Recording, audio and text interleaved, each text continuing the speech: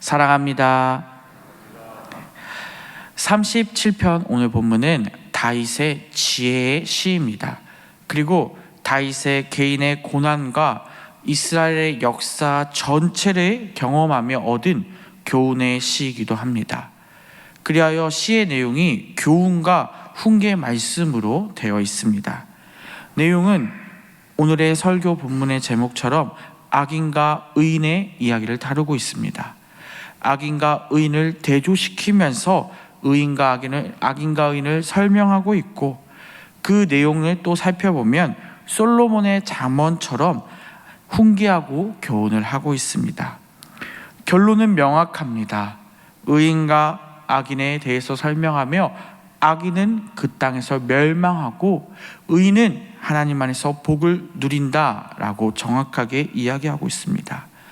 오늘 이 말씀을 통해서 우리에게 의인의 삶을 허락하신 그 하나님께 감사하며 우리 또한 그 의인의 길에 서서 노력하며 걸어가는 모두가 되기를 바랍니다.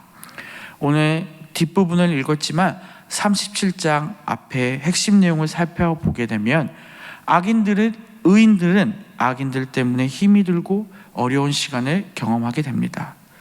또 악인들이 잘 사는 것 같고 그 악인들을 의인은 우러러 보게 됩니다. 하지만 그 악인들을 우리 의인의 길에 서려고 노력하는 사람들은 전혀 불평하지 말고 살아가라고 말씀하십니다. 이것은 다윗이 그러한 삶을 살았기 때문입니다. 그 경험을 통해서 악인이 잘 사는 것처럼 보여도 그 악인들의 미래는 누구도 예측할 수 없다는 것을 다윗이 알고 있었기에 그 내용을 오늘 다윗이 당당하게 기록하고 있습니다. 하나님은 살아계신 분이시기에 우리는 그 하나님만을 의지하며 의인의 길에 서서 걸어가라고 오늘 앞부분에 말하고 있는 것이죠. 그 이유들이 오늘 앞 본문에 너무나도 자세히 잘 설명되어 있습니다.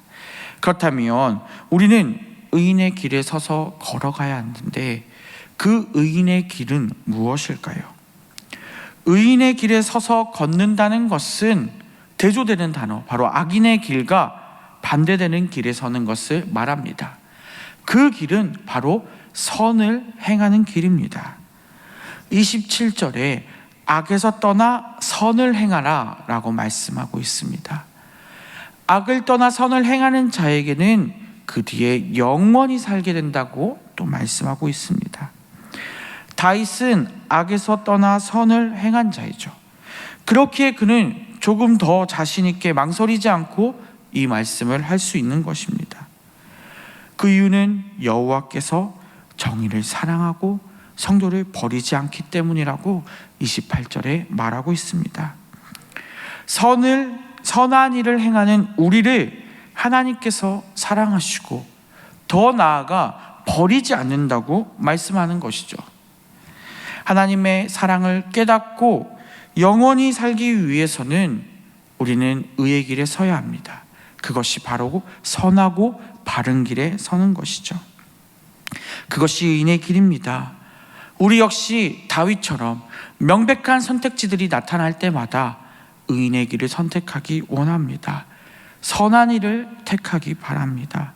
이것이 하나님의 원리이고 방향입니다. 실제로 오늘 본문에서는 고난과 어려움을 다루지 않습니다. 하나님은 더욱더 명백하게 선한 길에 선 사람을 의인의 길이라고 말하고 계시고 그 길에 서라고 정확히 얘기하고 있습니다. 이것은 바로 하나님이 원하시는 길, 바로 이것이 하나님의 명백한 섭리이기 때문입니다. 이것이 주님이 우리에게 의의 길을 걸어가라는 또 주님이 원하시는 방향입니다. 우리가 의인의 길에 설 때 또 미래를 이끄시는 분이 하나님이시기 때문입니다. 30절에 보니 의인의 입은 지혜롭고 그의 혀는 정의를 말하고 또 하나님의 법을 지켜야 한다고 말씀하십니다. 우리 입은 지혜와 공의를 말하고 있습니까? 그리고 그 말을 하기 전에 그 마음에는 정말로 하나님의 마음이 담겨져 있습니까? 하나님의 법이 우리 가슴에 새겨져 있습니까? 의인과 악인의 길을 어떻게 구별할까요? 그 구별 방법은 지금 말한 것을 살펴봐야 합니다. 말하는 것을 보아야 하고 하나님의 법을 정말로 애쓰며 살고 있는지 점검해 봐야 한다는 것이죠. 내 입에서 정의와 공의를 말하고 있고 내 마음에서 하나님의 법을 지키려고 우리가 애를 쓰고 있다는 것이죠. 왜 그렇게 우리의 마음에서, 우리의 입에서 그러한 것들이 나타나야 할까요? 의인들은 자연스럽게 그러한 삶을 살기 위해서 노력합니다. 그렇기에 하나님의 말씀을 더욱 찾고 내 마음을 하나님의 법으로 가득 채우려고 노력합니다. 그리고 하나님의 뜻을 알기 위해서 더욱더 노력합니다. 그렇기에 하나님의 은혜를 알고 깨달으면서 더 말씀을 알기 위해 노력하고 그 말씀이, 그 법이 결국 내 마음에 새겨지게 되는 것이죠. 그러한 모습으로 의인의 길에 서 갈 때 우리는 악인들의 공격에서 승리할 수 있습니다. 하나님의 법이 새겨진 자들은 악인들의 공격에서 승리할 수 있습니다. 32절에 강하게 이야기하고 있습니다. 하지만 그러한 악인들로부터 하나님은 우리를 또한 지키신다고 바로 33절에 이야기하고 있습니다. 악인은 우리를 죽이려고 합니다.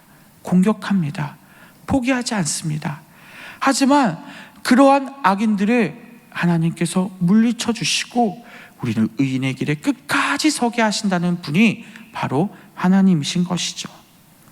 그렇기에 우리는 두려워하지 말고 그들을 부러워하지 말고 의인의 길에 온전히 서 가야 합니다.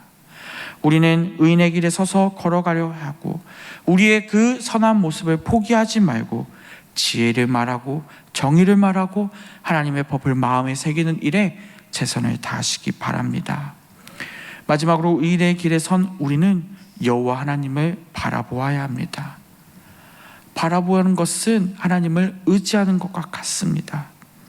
34절부터 의인과 악인을 대조시키는 본문이 나타납니다. 악인과 의인의 삶을 대조하면서 그 삶을 명확히 구분지으시고 의인의 삶을 정확하게 얘기하십니다. 우리가 살고 있는 이 세상에서는 악인이 영원할 것 같습니다. 이 땅에서 행복해 보이는 사람도 악인일 가능성이 높습니다. 하지만 놀랍게도 하나님께서는 이 땅에 영원히 거할 사람은 의인이라고 분명히 말씀하십니다.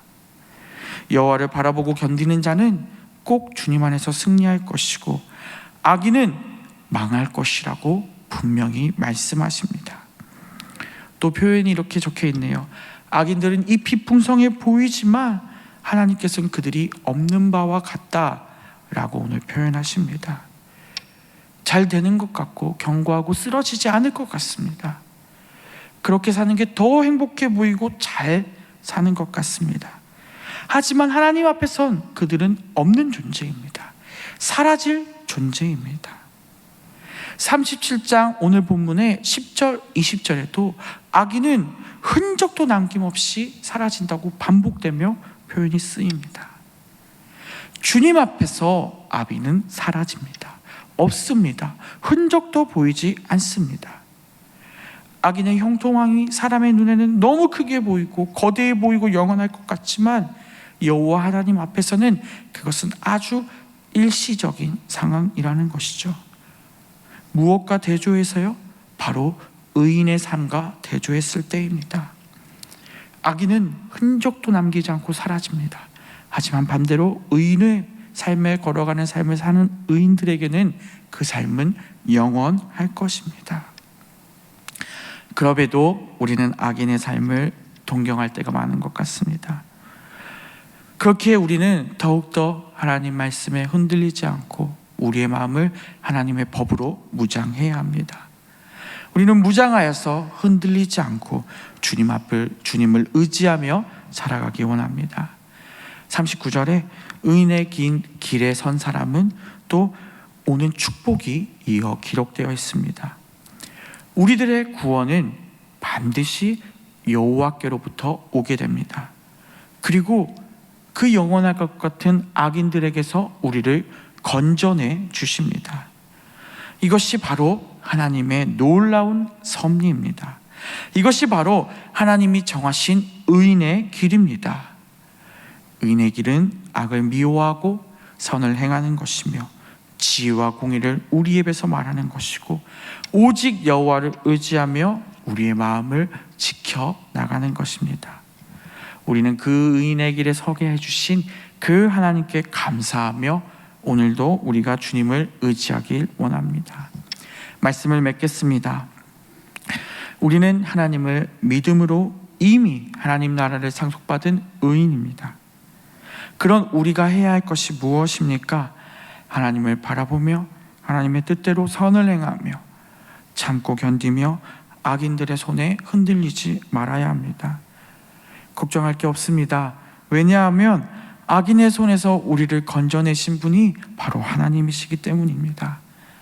때로는 악인들이 승리한 것 같아도 그들은 껍데기이고 영원하지 못합니다.